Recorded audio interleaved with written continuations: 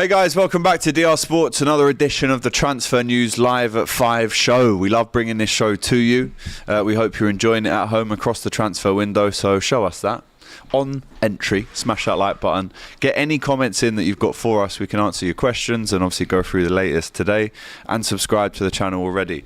LL Sports' finest, Laurie is in the house. What's that? Is that some... LL Sports. Now it is LL. Yeah. LL. Check that out. It's like you basically. You represent your last 2 seasons. Come on, bro. That's a bit corny. This is low. You know It's below the belt. I'm sorry. It's very cheap. below the belt. It's very cheap, that. Plus, sorry, that's man. Arsenal. I'm LL Sports. That's a different entity. Yeah. You know yourself, you just keep on winning in life. Like your team. I'd like to think so. Quite not the same. But anyway, let's get into this one, Laurie, because as you obviously heard from the show earlier, Eintracht Frankfurt forward Hugo Ekitike wants to join Liverpool. He wants the Reds. He didn't want Newcastle, right? And he was their main target. Yes, he might have been our second target, but he was their main target and he wants Liverpool. The 23-year-old striker has agreed to the move in principle if a deal can be done between the clubs. So, personal terms agreed. 6-year contract that would take him up to 29. And he's keen for it. Now, what remains is to obviously agree the fee. But I can't see this one being too much of a headache for Liverpool. No. I mean, listen, it's mutually beneficial to all parties. Ekitike is going to want to go to Liverpool. Why wouldn't he? Frankfurt could do with that money, and it's all good. But the thing that struck me about this whole business was the way you man pulled up on Newcastle and just said, "Yo." Yeah, you're going to say it again, aren't you? Take off that. You know what I mean? Give me everything you got in your pockets. And Newcastle was like, even this, Isak. And you man were like, you know what, go on with that. But you see, Ekitike allowed that. We're coming for that. So. Well, who's you won big in this boy situation? Man. You big boy. But you know what it is, I think there's an argument to say every club has won in this situation. Exactly, yeah. We can. I like the jokes, like they're funny. You took Ekitike off their man there, and then you said, all right, you know what, go on with Isak. We could have taken him if we want, but go on with him. I love it because the Newcastle fans think they've won big time. They think, we've kept our main man, blah, blah, blah. But they have been after him for 3.5 years, so they're shielding it a little bit with that. And they're coming at us online, you know. Like, there's a lot of respect between Newcastle and Liverpool. Not anymore, surely. But you remember our fan cam from after when we lost the final, we had that Geordie on, he was in tears and that. Yeah. Like, I've got a lot of love for Newcastle. I love the people from there. But they're you got so much. I'll tell you what it is. You got so much love for them. You pulled up on them and said, "Yo, what are you saying about Isak?" And I was like, "No, please, not Isak. It's not personal, man. It's just business. Yeah. We're here on so then business. You said, "You know what? You could keep him, but you see, Ekitike, we're coming for that, louder." Because Liverpool have won in a way, in a big way, right? They're signing one of the most promising strikers in Europe over Newcastle and over other teams that were looking at him, Chelsea as well. So Liverpool have won there. Newcastle have won because they've kept their main man, but they've lost a little bit because that was also the man that they were looking to play alongside him / replace him in the future. And Frankfurt are going, cheers Newcastle actually, because what you did was put a bid in, a lowball bid, that we weren't going to accept. But now Liverpool know that that's the base price, so it has to. So you've actually raised the price. So nice one, Newcastle, because Liverpool are now going to pay us more than they were before. Yeah. And I'll tell you who else has won as well. The triangle's won. I'll tell you who else has won. Who? The Premier League. Because I've got to say this, it kind of leaves a sour taste in my mouth to have to admit this, but had you guys had signed Isak, then that pretty much would have been the title over for another year. But who knows how good Ekitike could be? Well, this is it. This is what we're waiting to see. But we didn't want you to get Isak, especially Arsenal fans, because he was our number one target for years. God knows how long. Yeah. But it did strike me as you lot big boy Newcastle. You bullied them, man, and said, "Yo." See, I don't think they think that. No, but they're forced to think. It's one of them, innit, where everyone's a winner. So Newcastle can come out and say, well, we kept Isak, but there is no doubt you pulled up. Yeah, we did pull up. You pull up and you said, yo, what are you saying? What you got in your pockets? Give me that lunch money. You got, like, what's that on your wrist? A rollie? Well, what's that you got in your pocket? X amount of grand. All right, I'll tell you what, you could keep the rollie, but you see everything in your pocket, turn over that rasta. And they just did. No, jokes aside, you because did of big that, boy though- them. There's no doubt. Okay. I don't care what Newcastle fans want to say. swear. You big boyed them. Man. All right. Well, Newcastle subsequently after that have had their interest cooled quite quickly. It went from steaming hot interest to ice cold interest when Liverpool pulled up, as you say. They pulled up. The bid was rejected. Liverpool have swooped in, but now they turn their attention to Johan Wissa. That's not going to be an easy deal to make because of the fact that Mbeumo, allegedly, according to David Ornstein in the last 2 hours, is part of a deal now where United are actually going to stump up the cash 65 plus 5 in add-ons. So if you want to come in from for Wissa now, maybe a couple of years ago that would have been a fairly straightforward transfer. But Brentford are like, well, hang on, we're not selling both of our players just willy-nilly. We're trying to improve the squad. So how I'll tell you what, right? Because also, Lloyd, just before that, sorry. Also, Brentford know that Newcastle have got cash now. Yeah, exactly. Yeah. So, well, how much they can spend is another thing. But they've spent big on Elanga. They're going to go for Wissa. Going to keep Isaac, give him a new contract, hopefully, on their part. But the availability and price depends on the Mbeumo deal, basically. I would expect the Mbeumo deal to go through. It's taken a long time. I mean, at Arsenal, we thought the Jokeris deal was taking long. With bloody hell, Mbeumo seems to be going on and on like a soap opera. But what I would say is this: if I was a Brentford fan, and I know a few Brentford fans, there's a very nice girl, one of the gym instructors. She's a season ticket holder at Brentford. Oh, yeah. I've not spoken to her recently, but I'm sure, as a Brentford fan, she'll be alarmed. You've seen, like, Mbeumo's about to go. The manager's gone. If Wissa goes, Norgard's gone. You know what I mean? I think that's red flag time, isn't it? That's cause for alarm, isn't it? Yeah. If you're a Brentford fan, I mean, they've had a bid rejected as well for Amari Hutchinson, 35 mil, which I think's a little bit over the top for him. I think 2 goals in the league this season. mind you, he was at Ipswich, I'd imagine. He was. He's a good player. Yeah, he comes from really good twisted. stock He's a good in player. Arsenal and Chelsea, doesn't he? Yeah, he's a good player. But if you're Brentford, you potentially might have 120 mil to spend there. You've obviously got to convince the target to come to the club and then hope and pray that they get you 40 goals between them, because that's what these two got for Brentford last season, shared. Exactly. 2020, basically. So who Losing should you be Mbeumo and looking Wissa, at? They lost Tony the year before that. As I said, they lost Norgard, their captain. Yeah. And of course, they lost their manager, who could, Was that the could main be the piece most of the important puzzle. loss. Exactly. So. And also people starting to look at Nathan Collins as well, the centre-back as well, aren't they? But if you were Brentford, who would you be looking to bring in then? I think someone like Amari Hutchinson is a good project. Yeah, You've got to convince them. yeah, exactly. I mean, what you mean in terms of a striker? Or forward, just any forward players. Who would you be looking at in the Prem that maybe already even play in the Prem? Jackson. To Brentford. Yeah. I mean, they're getting money AC from him. Milan are looking at him though, so Yeah, but Jackson might want to stay in the Premiership. He'll be figuring to himself, look, no disrespect, but Brentford, I'm likely to start, whereas if I go Milan, I might not. So that kind of makes sense. He stays in London, just down the road. He's got a point to prove. I think Jackson would be someone that makes sense. He's also linked to United. Yeah.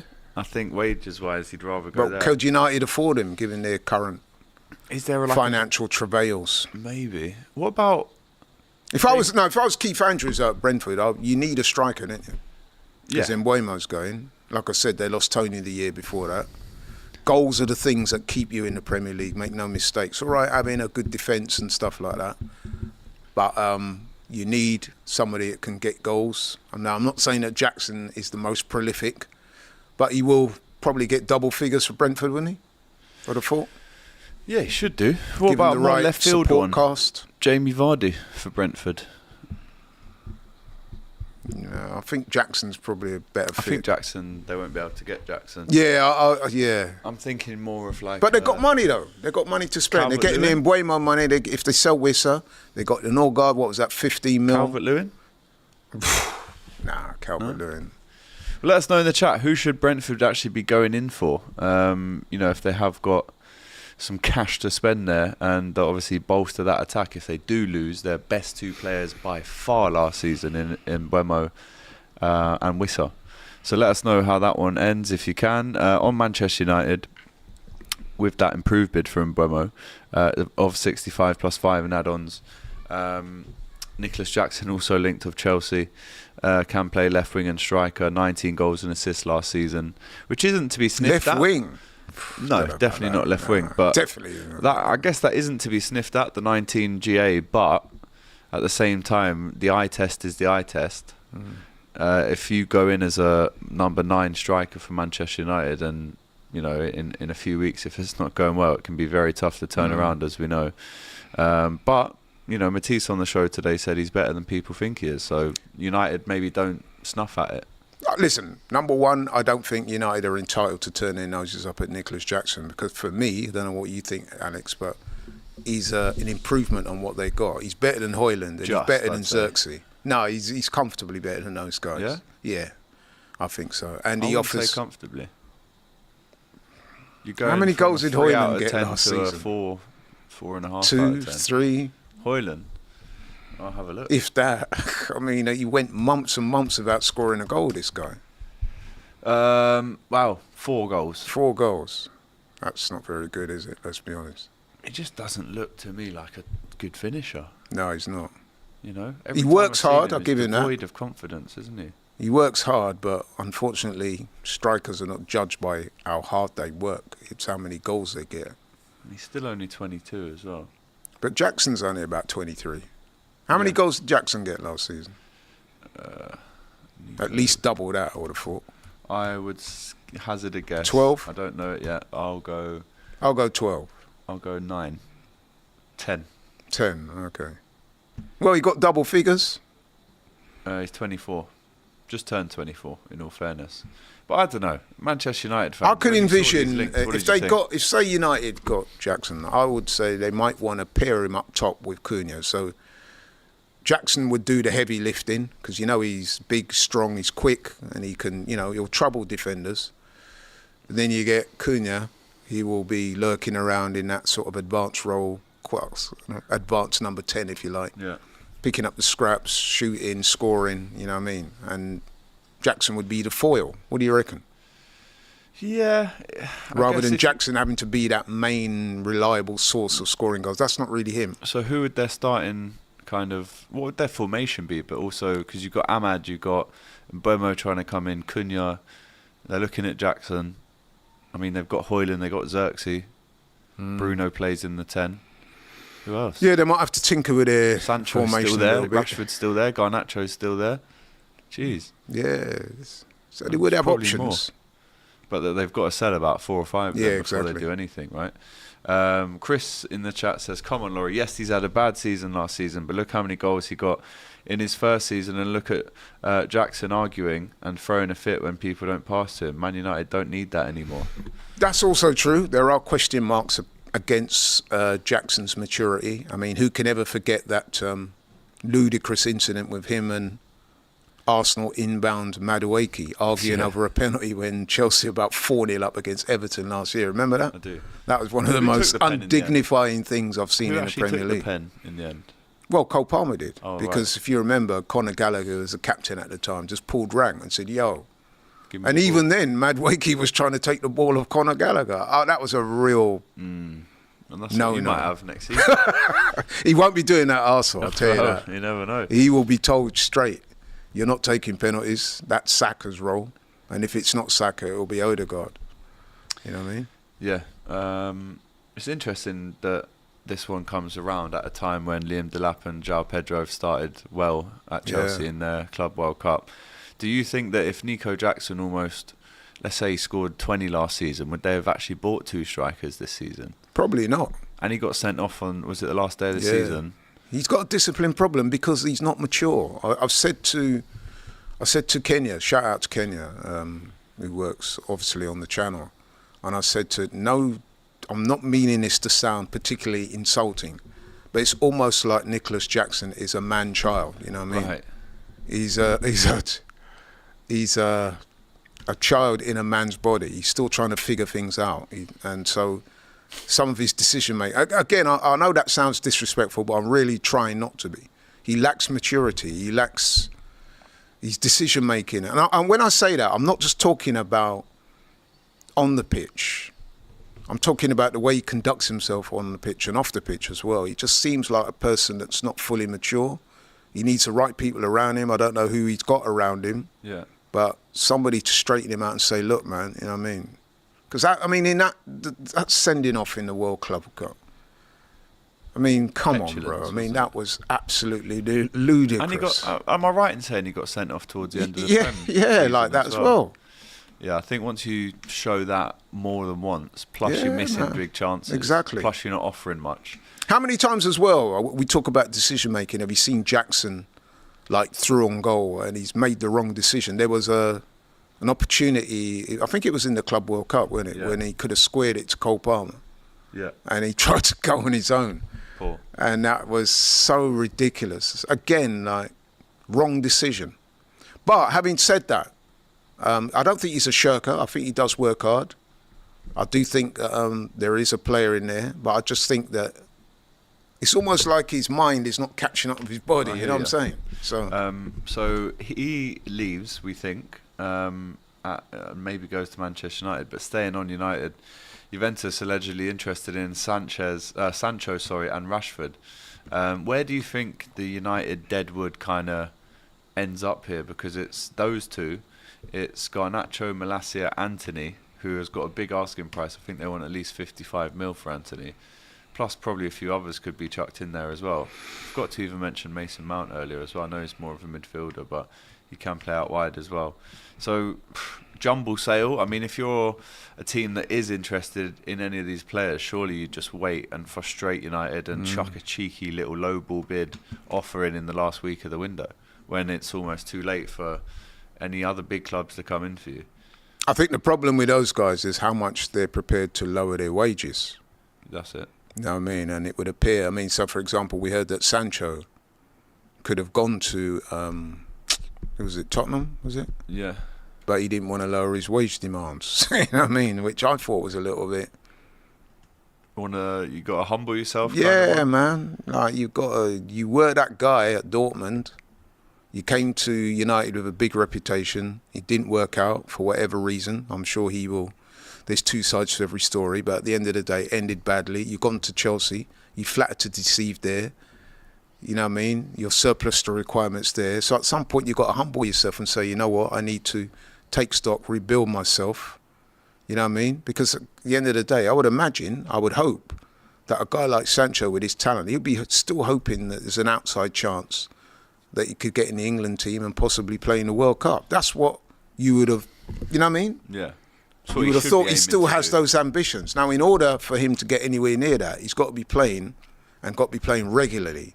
So you might have to just drop the ego, drop your, you know what I mean, your hubris, take a little less money, get in the team, work hard, play your football, and come and rebrand yourself. Yourself, yeah.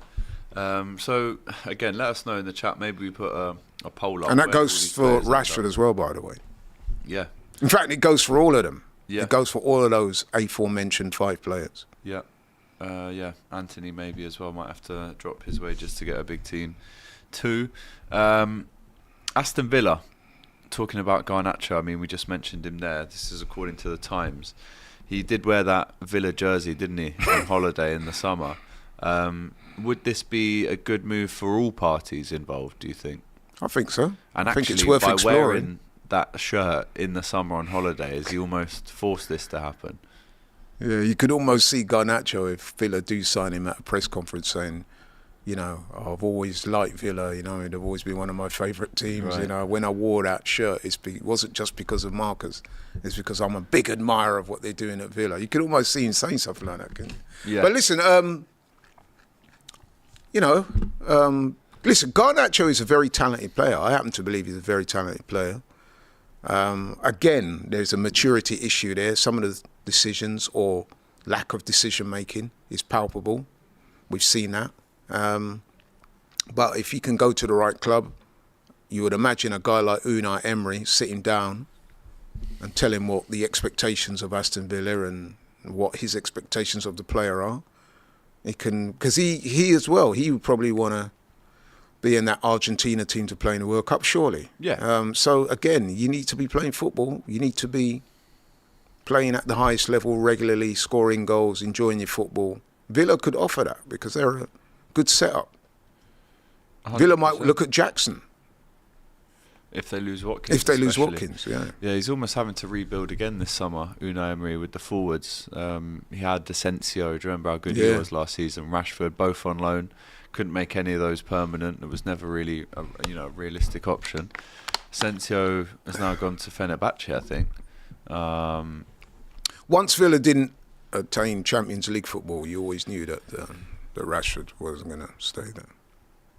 Yep. Next up, what have we got? They are interested in Nico Jackson. Emery has already worked with him. Do you think a link like that...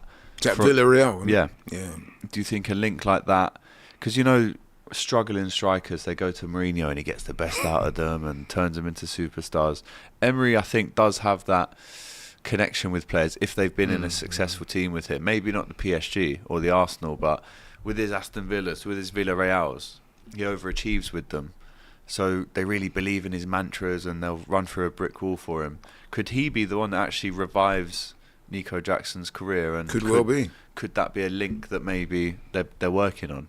Could well be. I mean, it's interesting that when Rashford went to Villa, you didn't hear any untoward things being said about him. He got his head down and worked. So it would appear that the Villa set up, the structure appears to be very professional. I think something like that would suit Nicholas Jackson because, as I said before, there is talent there. So if he has the right environment in which to work in, I think you can get more out of him. And like I said, I think with him, it's a maturity issue with him. I think he needs to, find himself and, knuckle down, work hard, and there you go. And Chelsea apparently like Morgan Rogers, so there could be a deal in the offing there.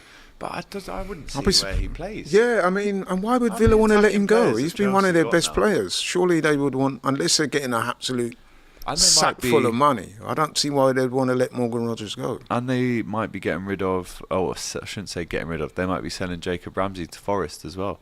That probably makes a bit more sense. For FFP as well, it would as well. Morgan Rogers, if I'm a Villa fan, I'll be very disappointed to learn that they're even entertaining offers for him. Wouldn't you be? Yeah, he was one of, if not their best player last season. Yeah. But Aston Villa fans, if you are watching, let us know in the chat. Could there be a deal to be made there? And from what I've seen, I'm not seeing him agitating for a move. No, not at all. So, AC Milan, though, they've held talks with Brighton. Again, they're putting their hat in the ring for the Estepinian left-back. Yesterday we reported that it could potentially be United at left-back, that he would be on his way. Discussions are at a very early stage, but Brighton have signed 2 left-backs in Max de Kuiper and Ferdi Kadioglu this season. So, he had a really good season, I thought, Estepinian. Why would they want to buy 2 left-backs? One thing I would say about Brighton, though, their recruitment is very good. So if they're doing that, they sell well as well. Yeah, so they've probably got a plan, you know what I mean? Yeah, it's a business at the end of the day. Exactly. And I think, a lot they're of unashamedly a selling club. They get players in on the cheap, develop them, sell them on, and they keep it rolling, you know what I mean? So keeping it rolling. Yeah. But United were in for him, or maybe they still are, but in terms of left backs this season, he's definitely been, one of the best ones. I'd say top half of the table. Physical guy, can play a bit, suits the Premier League. Yeah, he's a good player, reliable. Yeah. In the chats, Bert says, absolute big ups to you both, big up to you. Respect. Serious question, do you think Gyökeres is actually coming to Arsenal? Yes, I do. Did you see that picture I sent in the group yesterday? Yeah, I saw that, yeah. It's going to be announced, I would say, absolute latest tomorrow. He needs to be on that pre-season tour, man. Oh, no, he will be. You know what I mean? So it's going to happen. I think there was my man Curtis, shout out to Curtis, he called me and he was saying this morning that there's been some reports of like him moving stuff out of his yard in Portugal and all that type of stuff. Yeah, he would be. So you're about to sign for Arsenal, aren't you? So that move is going to happen. Yeah. I am confident. Oh, no. At long last. No doubt about it. That definitely is happening. Premier League defenders beware, he's coming. Right, okay. Also beware for AFTV's excellent Gyökeres announcement video, which is in the offing very soon, I believe, and we've just seen it being filmed, and it's a Cecil special. It's quite something. It's quite something. It is a Cecil the Sausage special. Maximum Potential says, Laurie, any advice for us young people watching on how to improve our maturity and thinking and decision making? You know what? That's a real good question. What's worked for me over the years is, one, having good people around you. I hinted at that earlier. I mean, I was young once, believe it or not. We were talking about him. Yeah, exactly. You need good people around you, giving you the good advice, the right advice. When you make mistakes, they're able to pull you up and say, come on now, do you really think you're doing the right thing? So you need that. Obviously, your family, your friends. You just need to be like, just conduct yourself in a certain way that the negativity, you're not attracted to the negativity so much. You know what I mean? Good advice. Good life advice. You know what I mean? So that's what I would say. It's all about the company you keep and the people you surround yourself with. Huh? You are who you're on with. Exactly. Yeah. My mum used to say, shout out to my late mum. Shout out to It's your an late old Jamaican saying, apparently. Show me your company and I'll tell you who you are. She always used to say that to us growing up. That's a very true saying. It's That's normally old those Jamaican. kind of... Anyone from Yard or the Caribbean will know what I'm saying. Show me your company and I'll tell you who you are. You know the old school kind of sayings like that from that generation. A lot of them are so true. You know? They are, man. They so are. true. My mum said when I was growing up, my nan used to say like, "You're never better than anyone else, and no one's better than you." Yeah, that's a good one.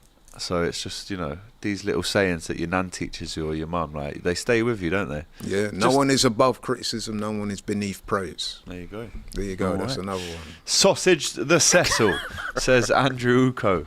Arsenal guy speaking facts. The Arsenal guy's name is Laurie Lyle. And AKA Unk. LL You keep Sports. calling me Oh, Unk, and now yeah. other people have been calling me. Oh, is it? What, have I set the trend? It would appear so, but nice. it would appear also that Unk is, at first, when you started calling me that, I thought, oh, is that a little sneak diss? but people tell me, who are a lot younger than me, and they tell me, no, that's a sign of respect. Yeah. So It's probably like 95% respect and 5% yeah, 5% is a little bit, you're old, you don't really know where I've gone, but No, yeah. You do, man. You give But me I'll advice. take it as a compliment. Maximum then says, thank you for your advice. So let us know how you get on with it. Reading as well is good, man.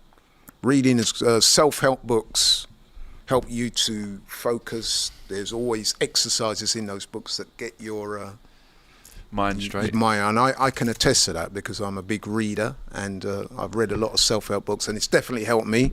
Yeah. So yeah, You need there it. you go. I need it. Listen, man, we were all young once. I've made a lot of mistakes, but you know what I mean. Wisdom. Yeah. But yes, says Uncle Laurie, the bad man Arsenal guy. That's what we're calling him now instead of that Arsenal guy. JJ says, but can we call you Gramps? I think that's a step too far, isn't it? Yeah. Do you know what though? You say that. Stevie G's just become Yeah, I heard about granddad. that. 40 odd, isn't he? And he's 40. 5. Yeah. Yeah, I saw that. 45-year-old granddad. I know. I think Sign of that's the mad. times. Sign of the times, bro. 'Cause in my head, How many daughters has he got, by the way? Is it 1 or 2? I think he's got 3 and a boy. Oh, okay. I think he was gutted he had 3 girls to start with, and he was like, I've got to keep going until I get a boy, yeah. And yeah. Is it one of his daughters with a kind of high-profile Irish businessman? No comment on that.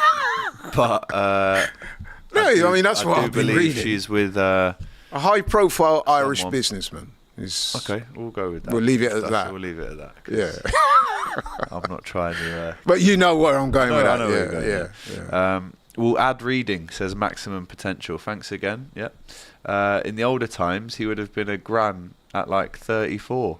Wow. Says Billy Ocean. Connor says Stevie geriatric. He's not that old. Stevie G. You know what, though, I would say about Steven Gerrard? He looks well, man. He looks like he could still be playing. Trust Well, I me. watched him play in March, didn't I? In the flesh, in Yeah, the Legends yeah. game against Chelsea. And I obviously met him after. I had the picture of him and stuff. And I said, like, because the Predator boots that he was wearing, they were like a remake of the 20 years ago ones that he actually did wear. Right. And I was like, you on that pitch, that red kit, the same hairstyle, in the same boots, 20 years later, Yeah. nothing's changed.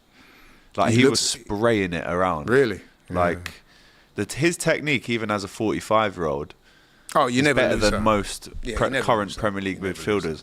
Maybe not in the legs have gone, obviously, but in terms of like getting it, looking at the right winger 60 yards away, I still would have Gerrard make that pass over The majority of it, yeah. the majority of Premier League midfielders right now, and probably Scholes. But you know what I would say about Gerrard, though? A lot of ex-footballers, when they stop playing for whatever reason, some of them it's down to injury. I mean, so if you look at someone like John Barnes and stuff like that, apparently his knees have gone and he's put on weight because he's not able to, keep himself in the best shape. And he, probably enjoys himself, likes the odd beer or two. He definitely does. And that can be said for quite a lot of players who retire. But if you look at Gerrard now, you can see that's a guy who's probably still in the gym every day.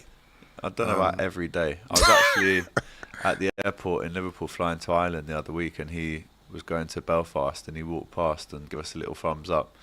And he's looking in good shape. Yeah, but he's tall as well, though, so he can hold it. He's got all his hair as well, hasn't he? Oh, his hair has not moved a millimetre.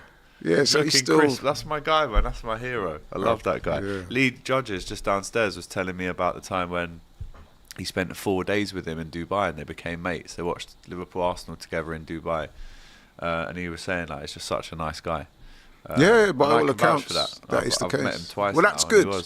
Because they say sometimes when you meet your heroes, what's that phrase? You should never meet your heroes. Do you know who the one person that I have met who was my hero and still is, to be honest, and let me down badly? Who was that? Liam Gallagher. Right. Mind you, I mean, you haven't told me the story yet, but it wouldn't surprise me because he can be a bit out there. I'll tell you after, because I'm actually going to see them on Sunday, so I won't slag him off too much.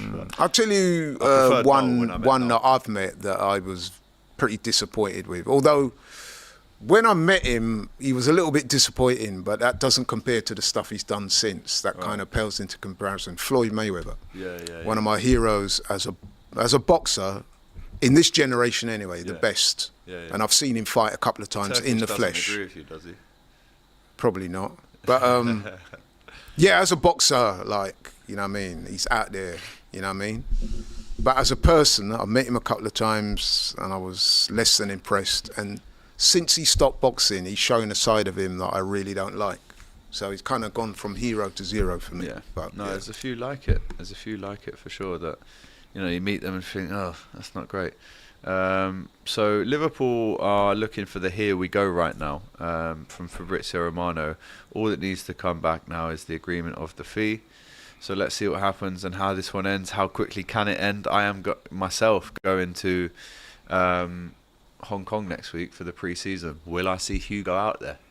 I reckon you might do. I'm definitely going to see Florian Wirtz. I'm going to see all the big names, all the squad, man. I can't wait. It's interesting with Liverpool, though, and I know I've said this to you before, but it is an interesting scenario. So, of course, last season you did next to no business. You bought in Chiesa, who hardly played, and you ended up winning the Premier League. Yeah. This time you've gone out there and you've rinsed the cash. Cash. But will you be as successful now that you spent the money? Because we've seen before with clubs, they've gone out and spent a bag of money and it's not worked. Yes, we will be. Well, you're bound to say that. But I am bound to say it, but I'll rephrase it. It's more the feeling of being comfortable knowing your favourites and thinking you're able to deliver on being favourites. That's what I feel.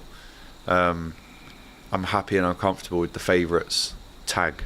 Embrace it and go and prove it. And the thing as well with Liverpool, and listen, I know I have to sort of phrase this sensitively, but you know me, you know where I'm coming from in good faith. It's going to be interesting to see how the Jota thing impacts upon Liverpool. Now, there's one or two things that will probably happen. One is that it'll inspire you to even greater heights, which is obviously what the Liverpool fans will hope. But there is also a scenario whereby it could weigh heavy. You know what I mean? We don't know how it's going to go yet. I think it's a toss of a coin. Yeah.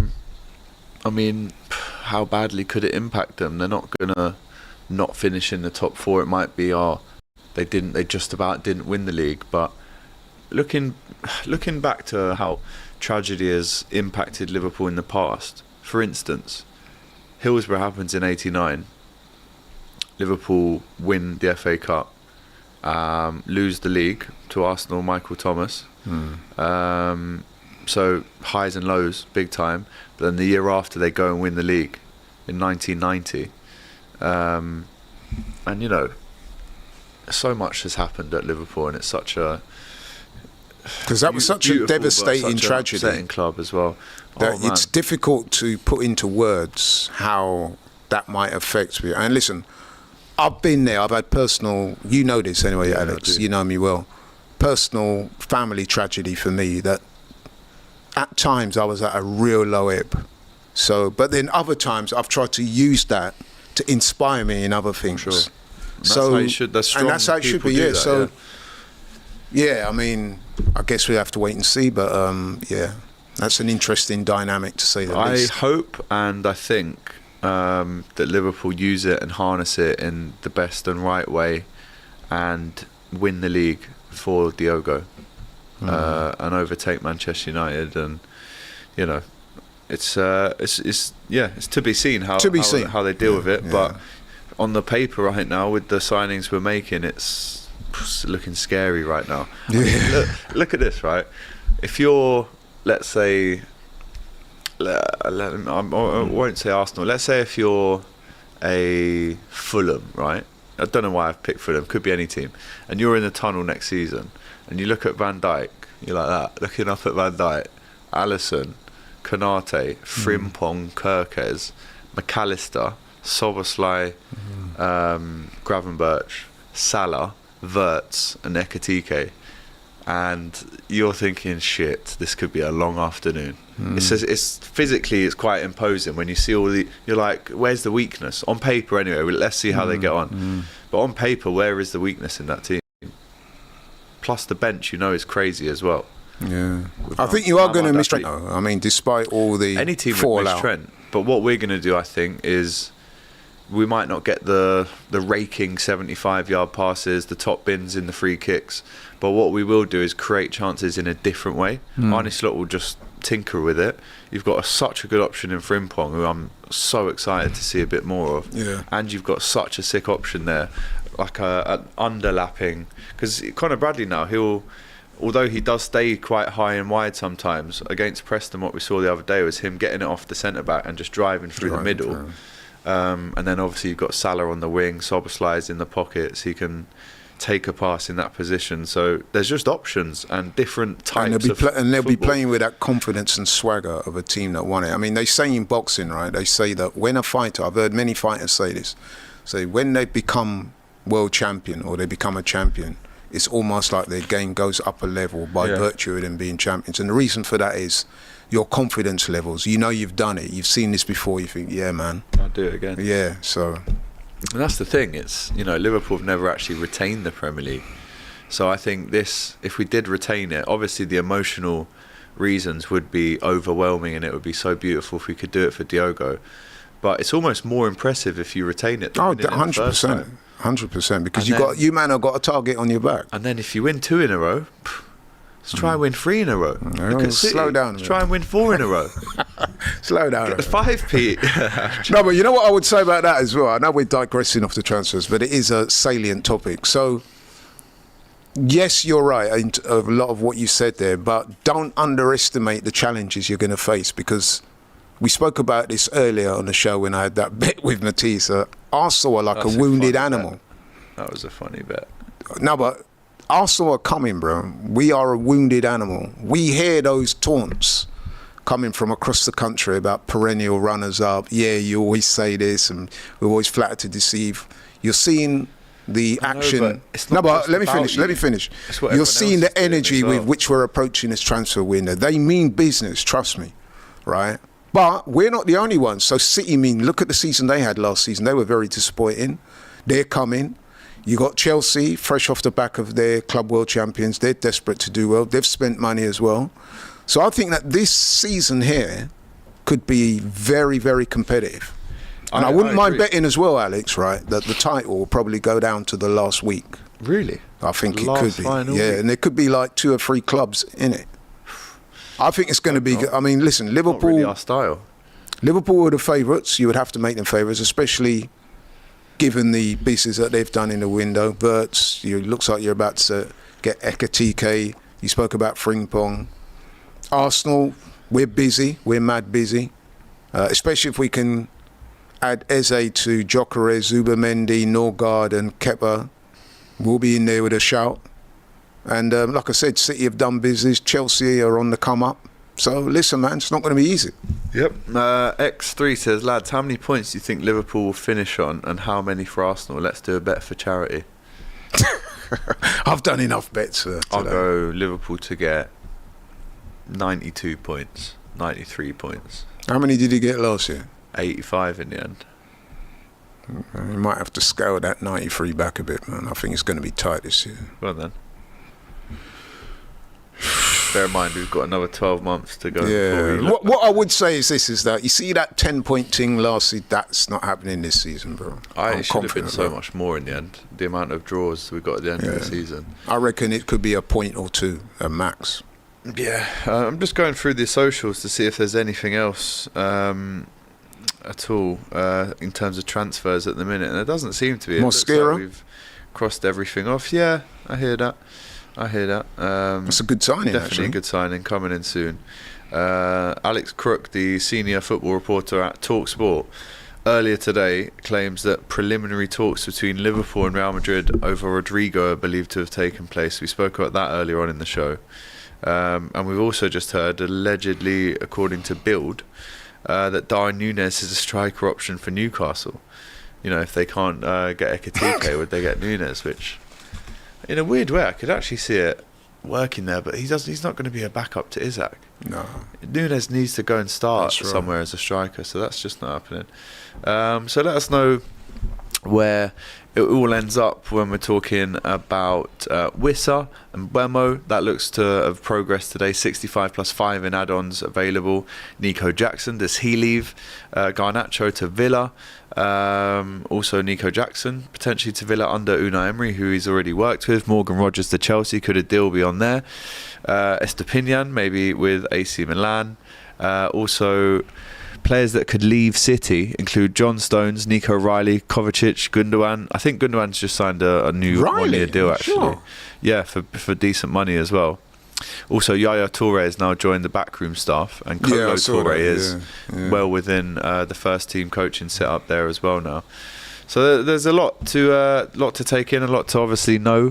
These things change by the hour, as we know. There's still a long way to go in the window as well, isn't there? What is there, 5 weeks to go? Something like that. Yeah, about 5 weeks to go, still time.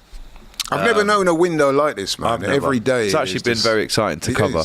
It is. I think the power play that we saw the other day, the chess game between Newcastle and Liverpool, was very impressive actually to watch. It wasn't even so much of a chess game, man. I think you man just pulled up and bullied it. Just pulled up. Gamer Leicester says Núñez to win the Golden Boot. Mark my words. In which league? Exactly. Yeah. Smash that like button, people. Don't forget, we'll be back tomorrow at the same time, 5 o'clock. Myself. Are you on tomorrow with me? I'm not sure. I've not been given the nod yet. Okay. You know what I mean? Late call up potentially. The starting 11's not been announced test yet, so you know I'm there. If the manager wants me, then you know he'll let me know. Yeah. Sound like a post-match interview. All right, guys. I hope you've enjoyed it. Smash that like button on the way out, and we'll see you tomorrow. Take care.